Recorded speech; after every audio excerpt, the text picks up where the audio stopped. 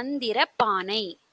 ஒரு கிராமத்துல ஒரு விவசாயி வாழ்ந்து வந்தாரு. அந்த விவசாயி தன்னுடைய விவசாய நிலத்துல தினமும் வேலைகளை பாப்பாரு.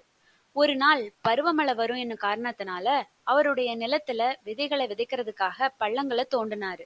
அப்போ பூமிக்கடியில இருந்து ஒரு பெரிய மண்பானை கிடைச்சது. அந்த விவசாயி மெதுவா தூக்குனாரு.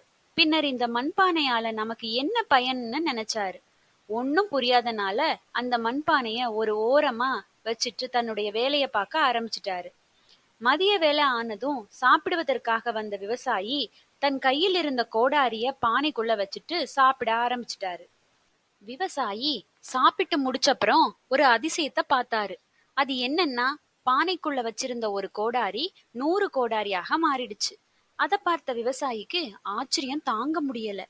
காலையில வரும்போது ஒரு கோடாரி தானே கொண்டு வந்தோம், இப்ப எப்படி 100 கோடாரியா மாறுச்சுன்னு யோசிச்சாரு. அப்புறம் இந்த பானைக்கு ஏதோ சக்தி இருக்குன்னு புரிஞ்சுகிட்டாரு. பானைக்குள்ள இருந்த கோடாரிகள் எல்லாத்தையும் வெளியே எடுத்து வச்சுட்டு ஒரு கல்ல பானைக்குள்ள மெதுவா போட்டாரு. என்ன ஆச்சுன்னு பானைய எட்டி பார்க்கும்போது ஒரு கல்லு இருந்த இடத்துல 100 கல்லு பானைக்குள்ள இருந்துச்சு. இத பார்த்த அப்புறம் விவசாயிக்கு இந்த பானை ஒரு மந்திர பானைன்னு புரிஞ்சுது. இந்த மந்திர பானைய தன்னுடைய வீட்டுக்கு எடுத்துட்டு போயிட்டாரு. தனக்கு வேண்டிய தேவைகளை இந்த பானை மூலமாகவே வாங்கிட்டாரு. புதிதாக ஏதேனும் துணி வாங்கணும்னு தோணுச்சுன்னா ஒரு சின்ன துணிய அந்த பானைக்குள்ள போடுவாரு. ஆனா அந்த பானை அவருக்கு ஒரு புது துணி தைப்பதற்கான அளவு துணியை தரும். அதே போல பசி எடுத்தா ஒரு பழத்தை தூக்கி பானைக்குள்ள போடுவாரு. ஆனா அவருக்கு அந்த பானை 100 பழங்களை கொடுக்கும். இப்படியே கொஞ்சம் கொஞ்சமா பணக்காரரா மாற தொடங்கினாரு. ஆனா இந்த விவசாயி ஒரு நேர்மையானவர்.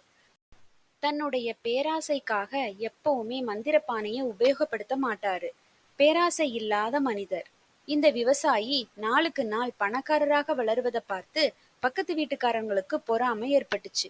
விவசாயினுடைய வளர்ச்சியை தெரிஞ்சுக்கிறதுக்காக பக்கத்து வீட்டுக்காரர் முற்பட்டாரு. ஒரு நாள் விவசாயி வீட்டு ஜன்னல் வழியே உள்ளே என்ன நடக்குதுன்னு எட்டி பார்த்துட்டு இருந்தாங்க. அப்போ விவசாயி ஒரு சின்ன கரண்டியில பாலை எடுத்து பானைக்குள்ள ஊற்றினாரு. ஆனா அவருக்கு பானை நிறைய பால் கிடைச்சது.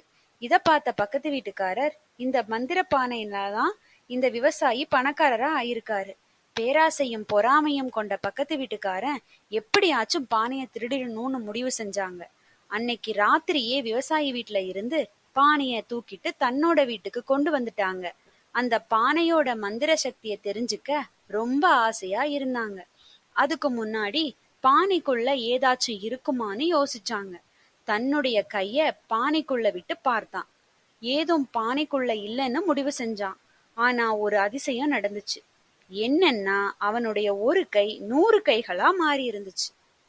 பார்த்ததும் ரொம்ப பயமாயிடுச்சு. 100 கைகளை எப்படி ஒரு கையா மாத்துறதுன்னு அவனுக்கு தெரியல. ரொம்ப கவலையாயிடுச்சு.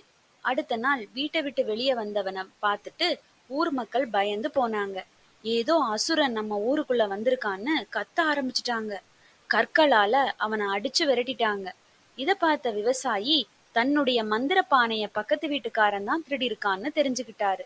100 கைகளோட பக்கத்து வீட்டுக்காரன் அழுதுகிட்டே போயிட்டான். இக்கதையின் நீதி என்னன்னா, யாரை பார்த்தும் பொறாமைப்படக்கூடாது, திருடக்கூடாது. Please subscribe and more learning fun videos.